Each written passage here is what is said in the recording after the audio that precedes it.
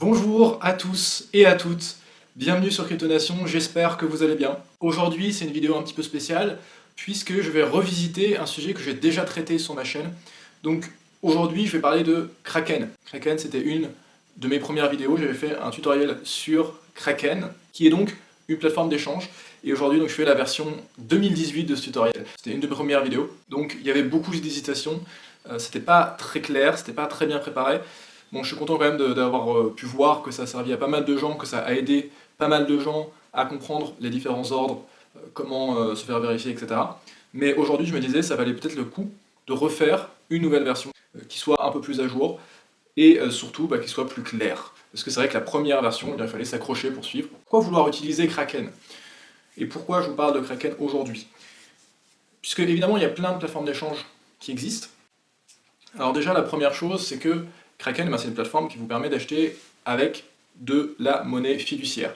C'est une plateforme qui vous permet d'acheter avec des euros, une plateforme qui vous permet d'acheter avec des dollars.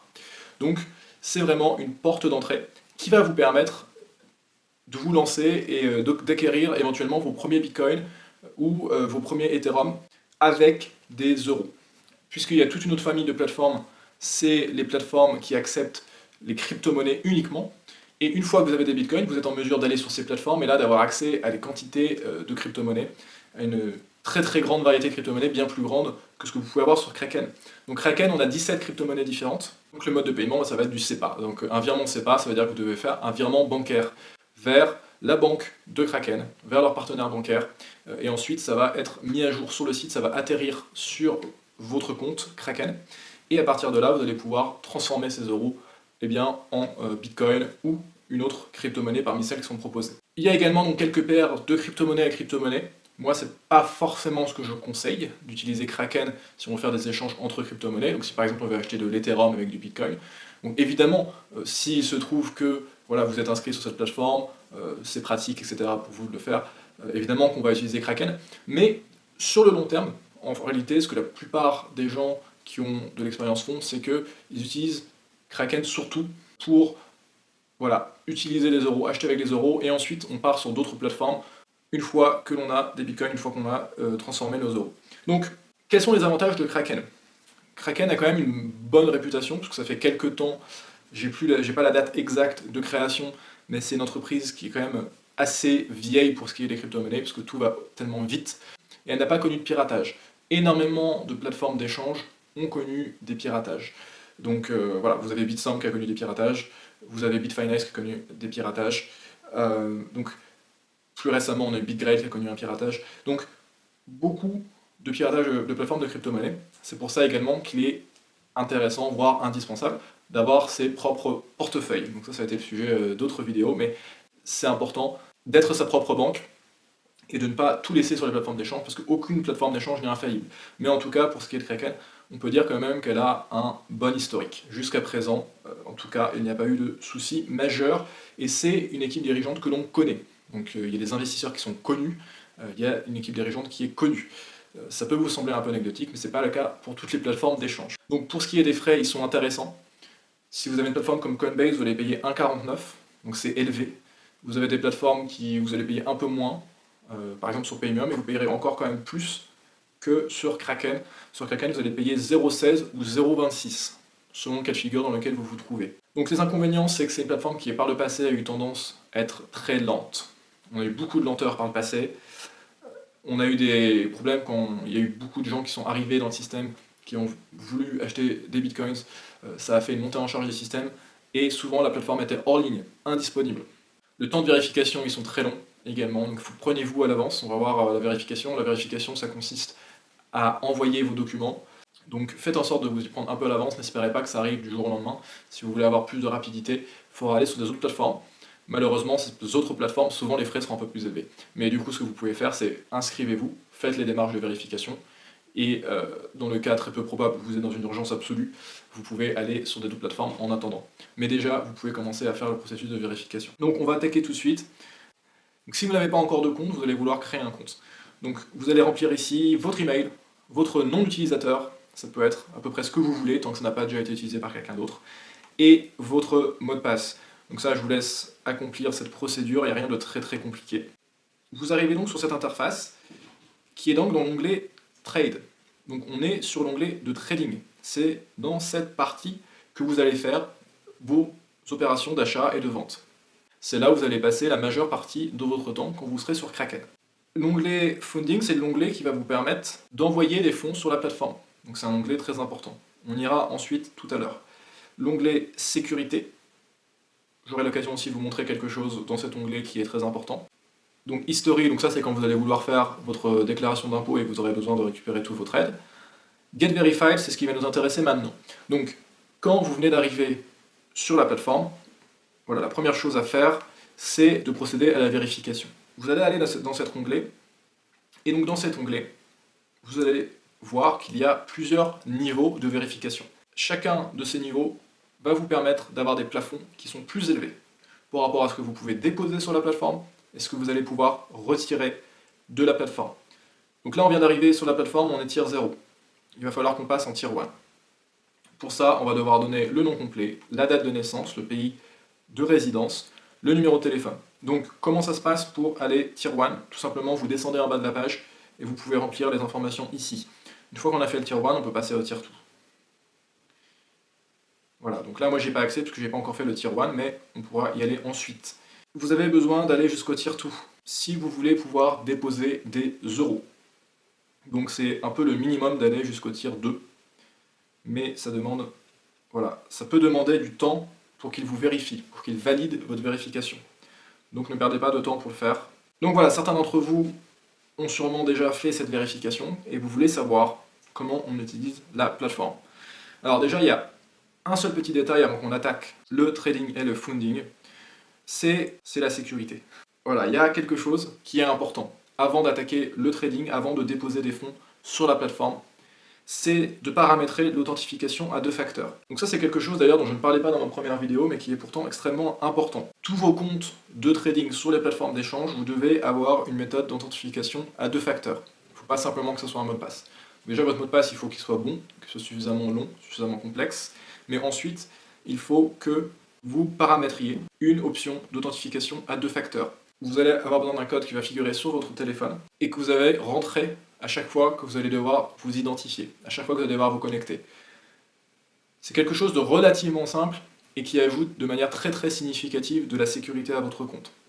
Puisque le code il va dépendre de votre téléphone. Donc pour que quelqu'un puisse avoir accès à votre compte, ça sera beaucoup plus compliqué pour lui. Il aura avoir accès à votre téléphone en plus d'avoir votre mot de passe. Donc vous allez dans Two Factor. Donc je vous conseille voilà, d'aller sur le Account Login. Comme ça c'est pour tout. Et là on va déterminer ce que l'on veut utiliser comme authentification de facteurs. Voilà, si vous avez un YubiKey, vous pouvez y aller. Sinon, on utilise un Google Authenticator. Donc, vous allez sur votre application. Donc, moi, je ne vais pas pouvoir vous la montrer, malheureusement. Mais c'est pas très compliqué. Vous téléchargez l'application qui s'appelle Google Authenticator. D'accord, vous faites plus et vous venez scanner ce QR code. Alors, il peut être intéressant d'écrire sur un papier cette clé. Pourquoi c'est intéressant? Tout simplement si vous perdez votre téléphone, vous n'auriez plus accès à votre compte. Donc maintenant, si vous n'avez pas encore d'argent sur la plateforme, il va falloir aller sur Funding. Funding, c'est là où on va pouvoir déposer des euros. Donc moi, malheureusement, j'ai pas accès. C'est normal puisque j'ai pas encore fait la vérification. Vous avez ici sur la gauche une liste de choses que vous pouvez déposer. Donc deposit veut dire déposer et withdraw veut dire retirer. Donc c'est ici aussi qu'on ira venir retirer de l'argent, quand on veut sortir soit des cryptos, soit des euros de la plateforme. Donc déposer, vous avez ici une liste de crypto-monnaies et de monnaies. Donc vous allez cliquer sur euros, et ensuite vous aurez toutes les informations dont vous avez besoin pour faire un virement bancaire SEPA. Donc ça va être le RIB, ils vont vous donner leur RIB. Attention, il y a quelque chose de très important. Il y a une référence à indiquer lorsque vous faites votre virement. Vous devez bien indiquer cette référence. Si vous n'indiquez pas votre référence correctement, eh bien, votre virement va être perdu parmi tous les autres virements qui sont effectués chaque jour par les autres clients, et donc il va y avoir un processus de récupération. Donc c'est dommage parce que au lieu que votre virement voilà, il arrive en quelques jours et il soit crédité sur la plateforme, voilà, ça peut prendre des semaines pour que ça soit crédité, parce qu'il faut que quelqu'un aille manuellement chercher votre virement et le rattacher à votre compte. Donc pensez bien à indiquer la référence que l'on vous donne quand vous cliquez sur Deposit euros. Vous irez dans Withdraw quand vous voudrez retirer soit des euros, soit des cryptos. Donc si par exemple vous avez acheté des bitcoins, vous pouvez aller venir retirer vos bitcoins ici. Vous vous cliquez sur Bitcoin, vous faites un virement vers, par exemple, un portefeuille, par exemple vers un Ledger Nano. Donc retournons dans la plateforme de trading, on va pouvoir enfin attaquer les choses sérieuses, maintenant qu'on a déposé de l'argent, maintenant qu'on a été vérifié. Donc dans la partie trading, ici on est sur l'interface classique. Il faut savoir qu'il y a une autre interface qui est un petit peu plus sympathique. Pour accéder à cette autre interface, il faut cliquer sur New Order, New Charting et Trading Tools. Vous pouvez également y accéder de manière directe en allant à l'adresse trade.kraken.com. Voilà, vous avez cette interface de trading où vous allez avoir les graphiques et vous allez pouvoir également donc lancer des ordres ici. Donc moi c'est débloqué parce que je ne suis pas encore vérifié, mais vous allez pouvoir ici acheter, vendre directement à partir de cette interface. Donc si vous vous sentez plus à l'aise avec ça, vous pouvez y aller. Moi je vais vous expliquer l'interface traditionnelle. Ici vous avez Overview. Overview, donc c'est l'aspect général. C'est le résumé général. Quel est l'état de votre compte? Dans Balance, ici, vous aurez le montant que vous avez de chaque crypto-monnaie et le montant que vous avez en euros ou en dollars. Rates, c'est les taux de change qui sont utilisés pour faire les conversions. Donc ici, vous avez un total qui est en euros. Comment est calculé ce total en euros? Eh bien, ils utilisent les taux de change qui se trouvent ici. Tous les taux de change qui sont utilisés ici permettent le calcul du total. Trade Balances et Position Valuation, ce sont deux parties qui servent au margin trading.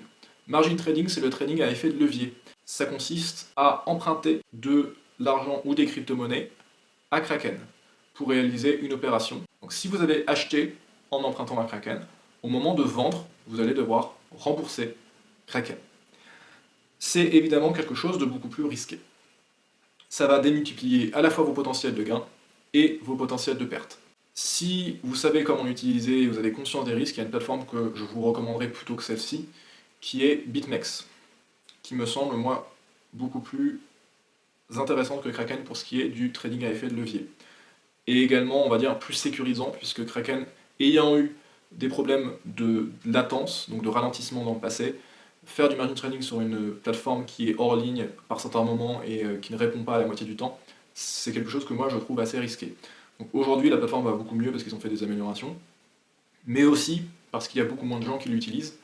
Donc je pense que pour le day trading, Kraken n'est pas forcément la meilleure des plateformes. Donc c'est aussi pour cette raison que je ne vais pas l'expliquer aujourd'hui, outre le fait que ce soit une fonctionnalité qui est réservée, on va dire, aux gens les plus avancés. Pour acheter ou vendre des crypto-monnaies, vous allez aller dans New Order. Vous pouvez faire un ordre simple. Vous allez indiquer la quantité de crypto-monnaie que vous voulez, à quel prix vous voulez l'acheter. Et donc il va calculer le total en euros que cela va vous coûter. Vous cliquez sur Sell, vous vendez. Donc cette fois-ci, vous allez vendre des bitcoins ou une autre crypto-monnaie pour un prix et vous allez récupérer la somme en euros. C'est ici que ça se passe pour changer la monnaie que vous voulez trader. Donc ça marche par paire. Donc que vous vouliez acheter ou vendre, peu importe, vous vous mettez sur la crypto-monnaie qui vous intéresse. Si moi c'est le Dash qui m'intéresse, je me mets sur Dash Euro. Et ensuite je peux choisir si je veux acheter ou si je veux vendre. Vous avez deux types d'ordres. Vous avez les ordres market et vous avez les ordres limites. Un ordre market, c'est un ordre au marché. Un ordre au marché, c'est un ordre au meilleur prix disponible. Donc vous allez décider de combien vous voulez vendre. Par exemple, je veux vendre un Dash. Il va vous trouver le meilleur prix qui est disponible à ce moment-là. Et là, en l'occurrence, ça serait 492,78 environ. Ça peut toujours évoluer puisque le meilleur prix il est déterminé au moment où vous validez l'ordre. D'accord? Donc vous allez cliquer sur Sell et ensuite vous allez recliquer une deuxième fois pour confirmer et c'est à ce moment-là il trouvera le meilleur prix. Donc ça peut avoir évolué voilà, entre les quelques secondes qui me séparent de la validation. C'est un ordre market, donc on n'a pas de certitude sur le prix auquel on va vendre ou acheter. Les ordres limites, vous savez à quel prix vous allez vendre ou acheter. Par contre, vous n'êtes pas sûr que vous allez pouvoir bien vendre ou que vous allez pouvoir bien acheter. Donc, quand on débute, on va plutôt utiliser les ordres market. Si vous savez ce que vous voulez, vous savez que vous voulez acheter du Dash, vous savez que vous voulez acheter du Bitcoin. Alors c'est surtout pour Bitcoin, puisqu'après il faudra vérifier justement la liquidité, mais vous savez voilà, ce que vous voulez faire, vous voulez acheter telle ou telle crypto-monnaie. Donc vous déterminez quelle quantité vous voulez en acheter. Vous faites un ordre market et vous êtes assuré de l'exécution de cet ordre. Donc vous êtes assuré, si vous vous demandez d'acheter un Bitcoin, que vous allez recevoir un Bitcoin. Peut-être un peu moins qu'un Bitcoin aujourd'hui. Voilà, si vous allez acheter 0,01, vous êtes rassuré de recevoir 0,01 Bitcoin. C'est une certitude. Si vous faites un ordre marché. Sauf cas exceptionnel où la plateforme est complètement dépassée par les événements. Et dans ce cas-là, votre ordre peut rester plus ou moins bloqué. Sinon, vous pouvez faire des ordres limites. Donc ça, les ordres limites, c'est quand vous voulez vous positionner sur un marché sans vouloir avoir tout de suite, sans vous vouloir forcément récupérer vos crypto-monnaies tout de suite. Vous savez que vous voulez des bitcoins ou une autre crypto-monnaie, mais vous savez aussi à quel prix vous voulez les avoir.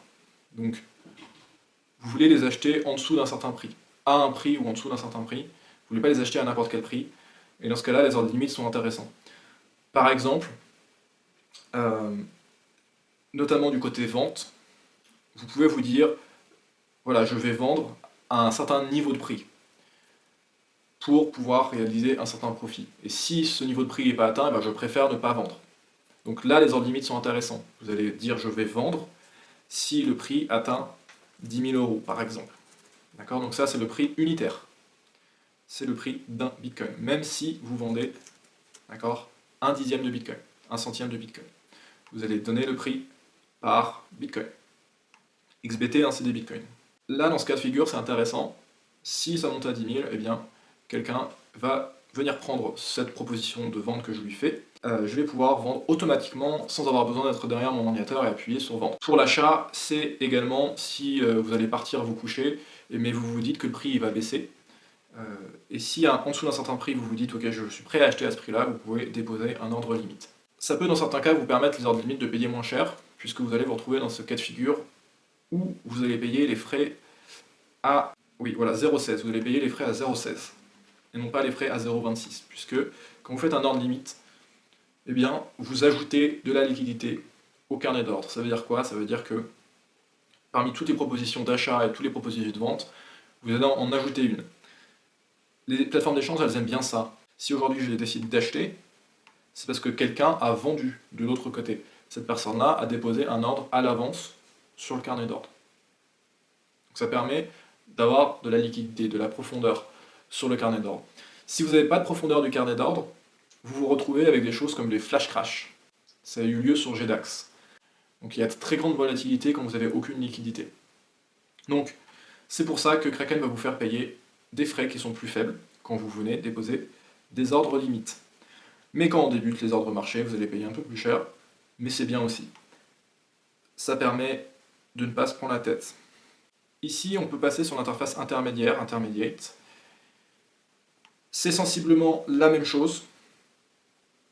Vous avez quelques conditions en plus, c'est-à-dire que vous pouvez décider que votre ordre, vous allez le commencer à une date particulière, ou qu'il va expirer. Donc ça, l'expiration, par exemple, si vous faites un ordre limite, c'est intéressant. Voilà, vous dites je vais vendre au-dessus de tel prix, mais c'est valable que cette semaine. Donc vous allez le définir ici, vous allez faire un ordre limite, et vous allez définir une date d'expiration. Ici, vous choisissez également dans quelle monnaie va s'appliquer les frais. Dans la plateforme avancée, il y a une époque, on avait accès à plein d'ordres différents. Aujourd'hui, on a un peu moins, mais quand même, les stop-loss et les take-profit sont revenus. Et ça, c'est bien, parce qu'à un moment donné, ils les avaient supprimés. Donc, les stop-loss, c'est, comme son nom l'indique, un ordre qui vous permet de couper vos pertes. Donc, si le prix descend en dessous d'un certain seuil, on va venir vendre. On va vendre. Si le prix tombe en dessous d'un certain seuil.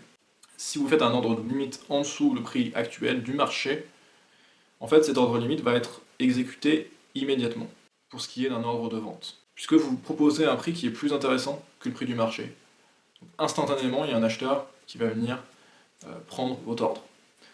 Stop loss, ça permet de venir couper les pertes, donc on va vendre quand le prix est passé en dessous d'un certain prix, ou on va acheter quand le prix est passé au-dessus d'un certain prix, donc ça c'est si on est en short. Alors, comment ça se passe? Tout simplement, donc voilà, comme un ordre classique, sauf que on va ajouter ici le stop price. Stop price, c'est le prix en dessous duquel on va déclencher l'ordre de vente. Donc par exemple ici, si j'avais acheté, je peux dire que au niveau de 8000, je vais vendre 0,1 Bitcoin. Donc c'est pour limiter la casse. Voilà, c'est une manière de gérer le risque. Il faut savoir aussi bien les utiliser. C'est quelque chose qu'on va plutôt réserver aux traders. Il faut savoir comment l'utiliser. Mais si jamais vous vous lancez dans le trading et que vous ne les achetez pas simplement pour le long terme, dans ce cas-là, il est intéressant de se familiariser avec ces outils-là. Donc les stop-loss, les take profit, c'est un peu plus anecdotique, mais ça va déclencher un ordre d'achat ou de vente quand on sera passé au-dessus un certain prix. C'est tout simplement l'inverse. Quand on prend un ordre de vente, voilà, c'est au-dessus un certain prix. Si on fait un ordre d'achat, c'est en dessous un certain prix. Donc voilà, on a les mêmes conditions ici, toujours les mêmes. Et ici, on a l'effet de levier. Vous pouvez combiner donc deux ordres en un seul clic. Donc ici, vous pouvez déterminer un ordre d'achat, par exemple. Et là, vous allez faire un stop loss. Donc voilà, après je ne vais pas rentrer plus en détail puisque, a priori, si vous savez ce qu'est un stop loss, finalement, vous pourrez vous débrouiller. Donc ici, on a les ordres en cours. Positions, c'est si vous faites du margin trading. Trades, c'est la liste de tous les trades qui ont été enregistrés par la plateforme.